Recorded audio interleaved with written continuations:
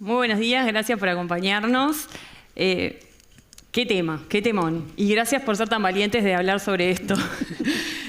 Tenemos entonces a Florencia, que me encanta tu caso porque en los últimos 3 años lideraste un proceso de transformación junto a los equipos de Itaú y en los últimos 2 años casi la mitad de la organización cambió de posición.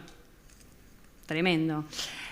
Todo empezó con un mapeo que hicieron, ¿no? Como para ver qué tan tecnificados y qué manuales eran los procesos. ¿Qué datos les dio ese primer análisis como para empezar a trabajar? Perfecto, Marce, gracias y buen día para todos y todas.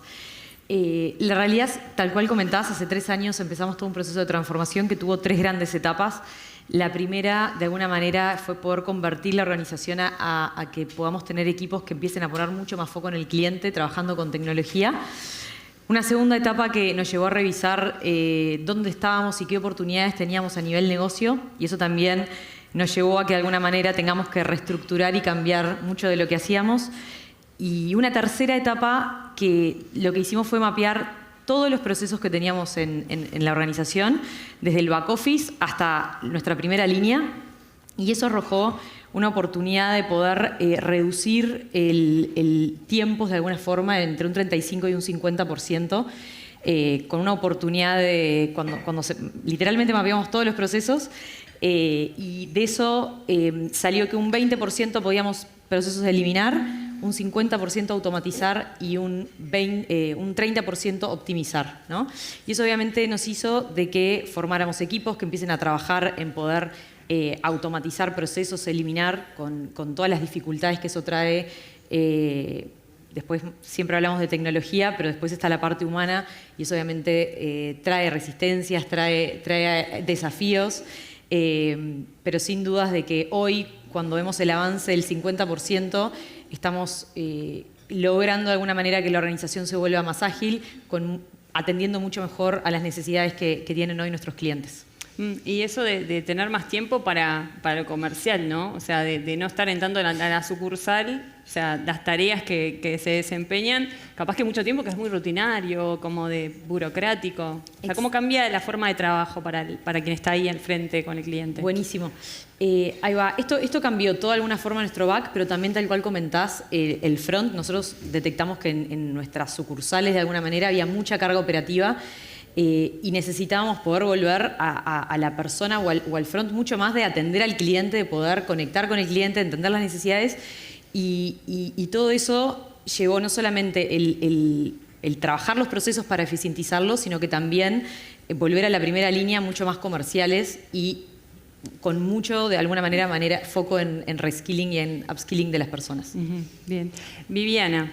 Vos no sos la gerente de recursos humanos en América, vamos a aclararlo. No le vengan a pedir trabajo a ella, no es por ahí. No es por ahí.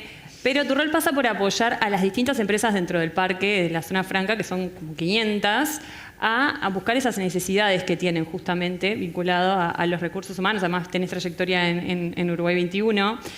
¿Cómo fue ese proceso que vos lideraste para lograr como ese apoyo de INEFOP y buscar cómo podemos identificar qué dolores en común tenían esas compañías? Sí. Gracias por la invitación. Recién escuchaba justamente y decían, estamos acá para construir comunidad, ¿no? Y yo decía, qué similar y qué cosas tan similares tenemos con Sonamérica, que estamos justamente trabajando en este concepto de comunidad.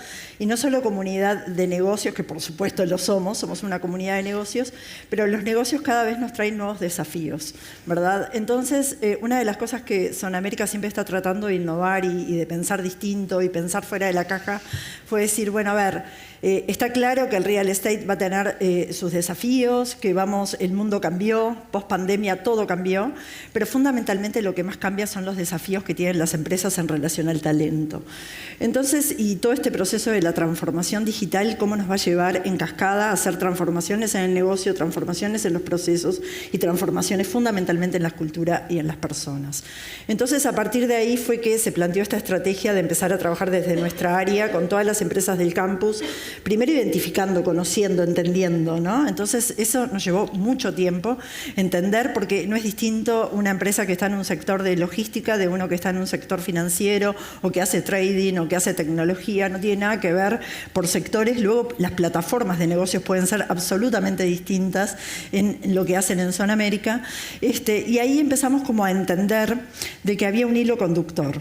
O sea, esto que te decía al principio, negocios, procesos, cultura, era algo que las atravesaba a las empresas. Y estábamos en ese momento fantástico de entender y comprender y ver cómo las ayudábamos a las empresas del parque, cuando aparece una iniciativa de INEFOP que calzaba perfectamente para empezar a darle cohesión a este pensamiento y a este razonamiento que estábamos haciendo. Largó el programa de redes empresariales de talento, inspirado en un modelo irlandés, Skillnet, que nos pareció fantástico porque justamente se trataba de eso, de trabajar en comunidad y en red, entendiendo los problemas y los desafíos que tenían las empresas, y a partir de esos desafíos empezar a identificar juntos por dónde va el proceso de upskilling del talento. Y ahí empezamos, y llegó en el momento justo porque estábamos relativamente maduros. Nunca estás maduro del todo cuando tenés que trabajar en red, porque fundamentalmente trabajar en red implica algo que para mí atraviesa y nos atraviesa como sociedad, como humanos y como organizaciones, que tiene que ver con construir confianza. En una época de transformación digital como estamos hoy, construir confianzas para generar los cambios, primero en las organizaciones y luego en una comunidad de negocios como la nuestra, que queremos inspirar y trabajar juntos, es de largo plazo. Entonces, en ese proceso llegó el INEFOP con este fondo que nos permitió capacitar a más de 800 personas, que nos permitió llegar a más de 50 empresas con cursos, capacitaciones y demás, que cada uno iba como redimensionándose a las necesidades que tenía cada una de las empresas. Pero quizás lo hablamos después, porque ese reloj inhibe. Quiero que sepan que hay un reloj ahí. Quiero que lo sepan. Bien, Diego, te trajimos de experto. Genexus Consulting es súper referente en esto. Todas las empresas, primero, todos los empleados ya tienen ahí en el escritorio, como quien dice, el amigo ChatGPT, pero también están los líderes de las empresas ahora viendo todo el poder de la inteligencia artificial y cómo ayudar a mejorar la eficiencia.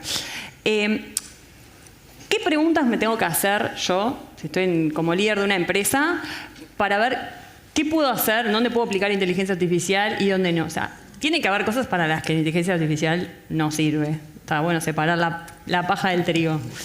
Bueno, ¿qué es la noticia buena o la mala? Tengo dos. No, si hay que mirar algo en este momento, porque es muy cambiante y todos los días salen cosas nuevas. Hoy voy más atrás, capaz que no están familiarizados. Básicamente lo que hace muy bien hoy la GenAI, que no es toda la IA, no, sino la rama de GenAI, creo que está funcionando hoy. Generativo. Lo que hace muy bien es exactamente interpretar y generar texto. Eso es su base. Entonces, todo lo que sea de ese estilo de soluciones o de ese estilo de trabajo va a ser suplantado. No tiene mucha vuelta. Entonces, pongo ejemplos simples, son mesas de ayuda de primer nivel, van a ser suplantadas, porque si no lo estás haciendo vos, lo está haciendo tu competidor, entonces va a pasar. También va a pasar trabajo junior, por ejemplo, que nos ha pasado y tengo experiencias con eso, de revisión de documentos legales, por ejemplo, que tenés un abogado que es senior y tiene 2 juniors a los que les pasás para que revisen documentos. Esos documentos no van a ser más revisados por un junior. Y también tenés derivaciones y lo que tenés que irte fijando es en qué lugares tenés fricción en la compañía. Data entry muere también. La gente que trabaje de data entry agarran datos y los ingresan en otra aplicación. Eso no va a existir más.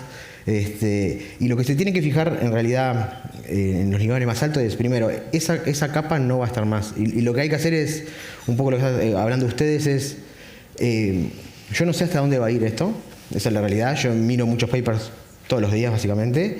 Pero hoy, si tengo que dar un consejo, el consejo es a sus recursos, denles el arma de la IA, porque también pasa que no todo el mundo sabe si se puede usar o no, cómo se puede usar, para qué, y necesitan eso, porque la otra persona que va a ser suplantada vas a ser suplantado por una persona que sabe usar la IA para hacer el mismo trabajo que haces vos. Eso es lo segundo que va a pasar, ¿no? O lo que está pasando. Entonces, a nuestros recursos lo que tenemos que dar es el arma de que ellos tengan el poder de usar la IA para ser mejores y más eficientes. Ahora, mencionaste lo de los juniors. Pobres los juniors, ¿no? Se quedan sin Bueno, trabajo. yo no vine a dar buenas noticias. Yo te dije que cuando hablamos por teléfono te dije que iba a decir como me parecía, pero sí, los juniors, no los juniors en sí porque aportan valor, pero vos tenés que ver a qué pones a hacer a un junior. Si lo pones a que revise o que conteste, dado un manual, preguntas a una persona que llama por teléfono, ese trabajo no va a estar más. Tenés que darle otro trabajo a los juniors. Tenés que darle otro trabajo.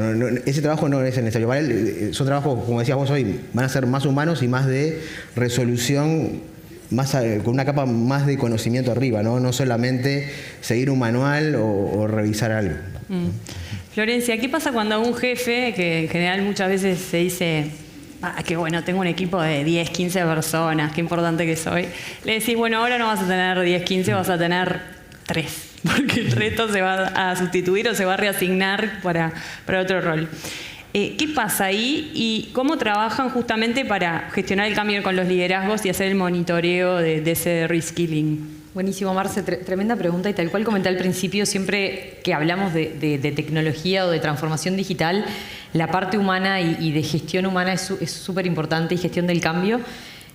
Nosotros en todo esto que comentaba al principio sobre toda la transformación, que casi la mitad de la organización cambió de posición, siempre se basa en que se define la estrategia y eso hace que cambie la estructura, por ende las personas cambian. Y cuando empezamos a trabajar en lo que es automatización, eliminación de procesos, obviamente eso después impacta en las personas que hacían una tarea y de alguna manera dejan de hacerla, ¿no? Entonces, en todo lo que es gestión del cambio, la verdad tuvimos que invertir mucho tiempo, mucha energía, se volvió un frente estratégico también de la organización, porque obviamente al principio, tal cual comentás, cuando vas a un líder de alguna forma a proponer, mira, vamos a automatizar tareas, el frente no es para bajar personas en la organización, ¿no? Aclararlo, porque también cuando ves en realidad Itaú, nuestra posición en los últimos 3 años fue de crecimiento en personas, no necesariamente de achicarnos, pero sí lo que estaba por detrás es volver a la organización de alguna forma más ágil, acompañar los cambios que se vienen, tal cual comentaba Diego, y sí al principio hay resistencia. Y no solamente del liderazgo, sino de los equipos. Hay una asociación de alguna manera que cuanto más grande sea mi equipo, yo, no sé, tengo más poder, ¿no? Y de alguna forma el capaz que cambiar ese mindset lleva mucho tiempo. Y acá sí tengo que traer como 3 puntos, creo que los más claves en los que trabajamos. El primero tiene que ver con alinear al liderazgo, donde hay que tener muchas conversaciones para que el liderazgo entienda el por qué o el para qué, para que de verdad compren, no solamente por comprar, pero entender de que en realidad es algo bueno y que acá nadie va a perder su trabajo. El segundo es involucrar a las personas y volverlas parte de la solución. Cuando ves que hay mucha resistencia, también el invitarlos a ser parte a construir y a ser parte de construir de alguna forma y que sea algo positivo y se festeje cada vez que bajamos minutos en un proceso, se automatiza y volverlo algo positivo. También fue un desafío que llevó, pero que después de alguna manera trajo sus frutos. Y el tercero, para poder construir este cambio de alguna manera, tiene que ver con el reconocimiento, ¿no? ¿Qué reconocemos?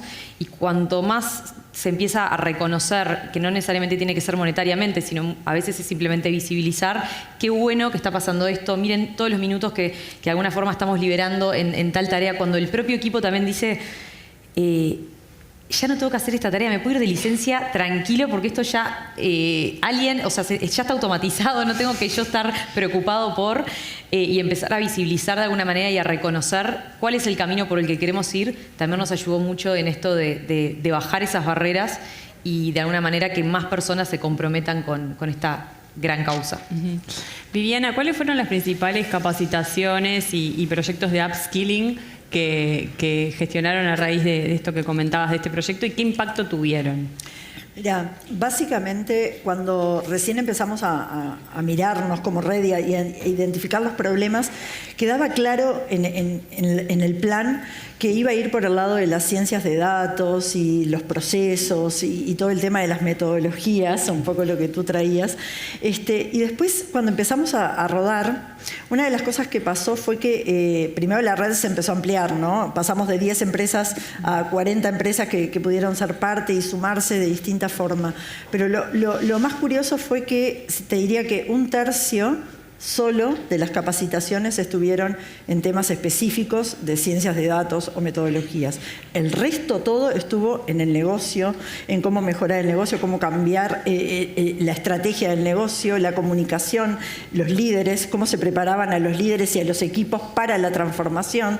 Es decir, un poco lo que están diciendo acá, ¿no? Que básicamente el proceso implica trabajar con los líderes y con los equipos para esto que se viene. Y todas las empresas estaban en distinto estadio, pero lo que era real era que todos necesitaban transitar por este tipo de capacitaciones. El impacto todavía es muy temprano porque estamos recién como finalizando. Entiendo que además cuando se empieza un proceso de transformación del tipo que las empresas están transitando, la capacitación es parte importante, pero no es la única que hace ese proceso de transformación. Y eso hay que tenerlo claro. Me parece que lo que se necesita en el proceso tiene que ver mucho con involucrar a las partes en el proceso, que es un poco lo que estaba diciendo Florencia, pero el tema de la capacitación fue fundamental y lo más distintivo fue darse cuenta que las empresas tienen que invertir mucho en cambiar el mindset de los líderes, y ahí estuvo claro y salió muy fuerte en el proyecto que nosotros teníamos, y después en cómo se preparaba la organización en todo lo que tenía que ver con la comunicación y con la estrategia del nuevo rediseño organizacional para el cambio. Entonces por ahí fueron un poco los desafíos que estuvieron sobre la mesa. Diego, desde Kenexus Consulting asesoran a muchas empresas de diversos sectores. ¿Qué casos de transformación apoyados en inteligencia artificial podés traernos, ya sea en mejoras de tiempos de procesamiento, en cómo se hacen en las tareas ahora? Porque ni los ingenieros están a salvo ahora, parece. No hay nadie a salvo. Nosotros tenemos nuestro propio proceso de transformación también en este momento con lo que está pasando, ¿no? Pero en las empresas, un poco lo que les estaba contando, se necesitan como dos patas. Una pata es básica, que es la mejora de procesos, que es lo que estaban hablando ellas, y otra pata a la que nosotros asesoramos también es a la mejora de las tareas individuales de las personas. Las dos cosas van a dar rédito en el ROI, digámoslo así, al final del cuento. Entonces, por un lado hay una parte nueva que es la parte de agentes, que es la parte donde uno va a poder armar todo su proceso de negocio los procesos de negocio que están mejorando sin intervención o con la mínima intervención y la mínima revisión posible. Y eso va por un lado. Y por otro lado va las mejoras en las tareas, que un poco lo estaban diciendo, cotidianas, ¿no?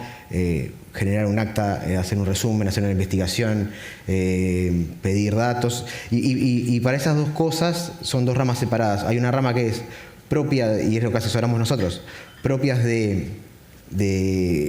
vamos a decirlo, consultoría a la vieja usanza, que es qué procesos tienen, qué negocios tienen y cómo les podemos ayudar, y ponemos ahí partes de software que funcionan para ello. Y por otro lado es el asesoramiento a cuáles son las mejores herramientas que hay en el mercado que pueden utilizar en la corporación, ¿no? Porque son dos patas que van juntas y separadas. Básicamente ustedes deben tener en la mente o los decisores cuál es la mejor herramienta para comprar. No sé, si compro OpenAI, si compro la suite de Google, si compro la suite de Meta, no sé, la que tengan en mente. En eso también asesoramos, porque dado cada parte de su organización, cuál es la mejor para utilizar en cada caso y la ventaja que vas a tener ahí. Tírame algunos titulares de cuáles son ideales para... No, te maté capaz, pero... No, me mataste, pero no tanto. No, por ejemplo, vamos a poner casos simples. Para el área de desarrollo, lo que estamos usando nosotros mucho es cloud. Para el área de... Si tengo que ir a la gestión comercial, por ejemplo, lo que estamos usando es ChatGPT, es lo que nos anda mejor. Y para la organización en sí... pero ahí depende de qué organización, pero a la que he asesorado y funcionó muy bien fue, te voy a inventar las tres, así que no pasa nada. Gemini funciona muy bien si vos ya estás parado sobre la infraestructura con Google Drive, etcétera, o tenés tus mails ya acoplados a Google, etcétera, ya te sirve mucho y está integrado te queda natural utilizarlo. Entonces, Depende de, y también lo que te decía, depende, si vos tenés todo tu base en Microsoft, yo no te puedo asesorar en que uses Gemini porque tendrías que usar Copilot en ese caso. Claro. Pero digo, cualquiera de ellas son buenas para ciertas cosas. Para mí, para la gestión de documental y armar propuestas, etcétera, la mejor sigue siendo ChatGPT, que es la que va ganando en este momento. OpenAI es la que gana. Bien. Florencia, antes, esta es la última rondita, estamos bien de tiempo, tranquilos. ¿Sí? Todos tranquilos. Dice 5 ahí. Estamos bien, está bien. Antes, trabajar en un banco era una escalera ascendente bastante previsible, ¿no? Como ser supervisor, gerente, etcétera.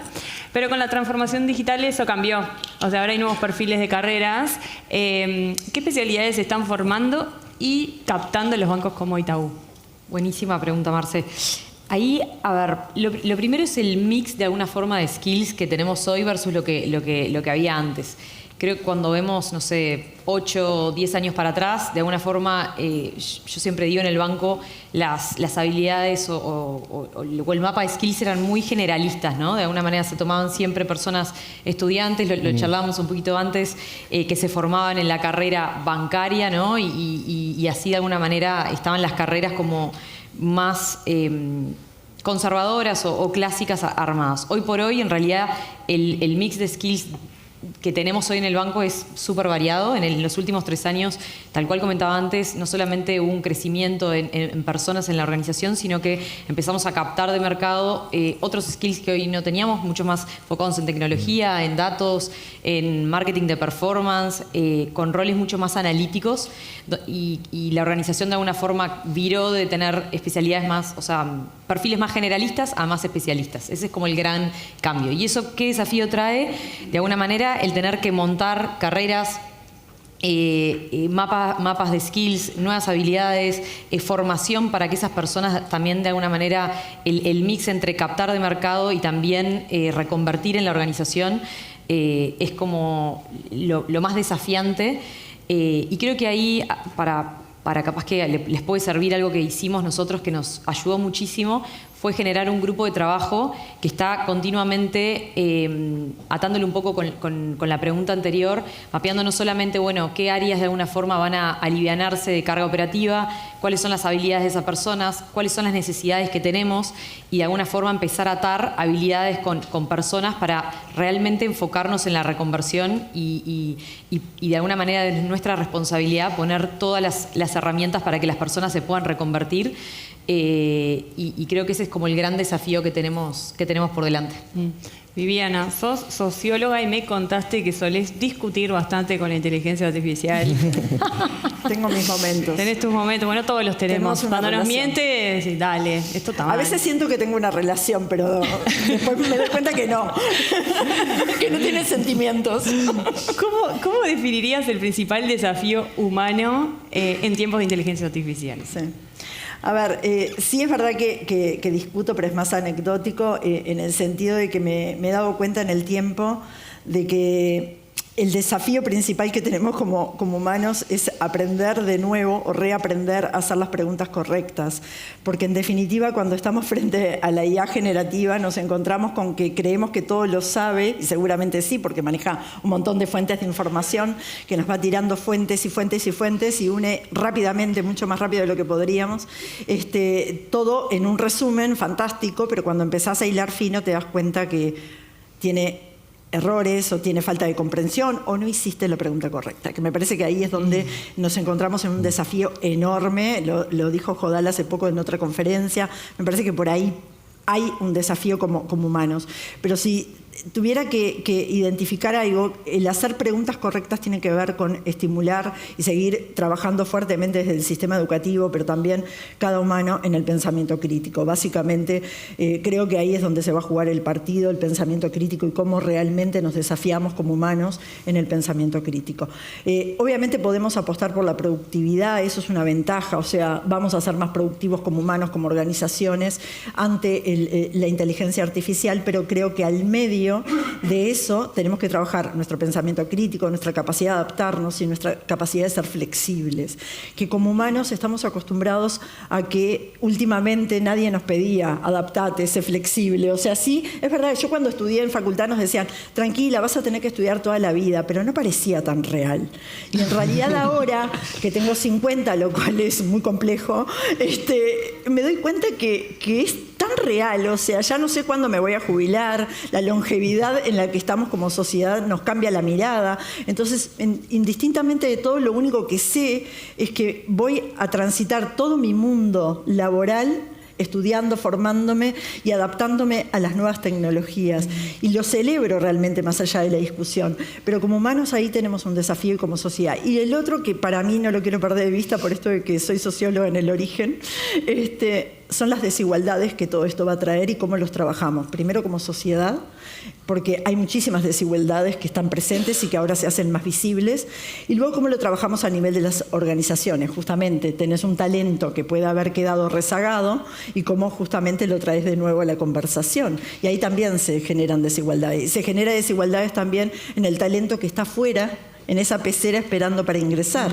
No todos tienen el mismo acceso a las oportunidades. Esto que es más viejo que el agujero del mate hoy se transforma con el tema de las organizaciones y la tecnología en clave. Entonces me parece que ahí el tema de las desigualdades es un tema que tenemos que tener en mente como personas, como organizaciones y como sociedad.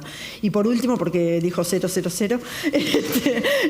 por último, lo que me parece es que para las áreas de recursos humanos, que entiendo que acá hay muchas personas, el seguir pensando los modelos tradicionales de gestión humana, de la gestión del talento dentro de las organizaciones, con un modelo tradicional e incorporar tecnología es subutilizar. O sea, hay que repensar el negocio, repensar el proceso, repensar lo que se quiere y luego seguramente va a estar Genexios y tantos más para ayudarnos a identificar cuál es la tecnología correcta para el momento en el que estamos. Entonces me parece que ahí hay un mix de temas a tratar. Tal cual. No tengo la solución igual como socióloga, No. solo espero no ser sustituida y el chat me dijo que no porque lo hablamos esto. Son amigos, ustedes son amigos. Ya lo hablamos. Es un amigo te dice eso. Me dijo Obvio. que no porque yo tengo sentimientos y experiencias y él no. Dale. Asumo Bueno. que es él, no sé por qué. Diego, Sí. para ir cerrando, la inteligencia artificial alucina, palabra de moda, alucinaciones de la inteligencia artificial, se equivoca, como recién decía Viviana. Eso es un riesgo a considerar. O sea, yo en mi empresa incorporo inteligencia artificial, pero tengo miedo por las fallas que pueda cometer.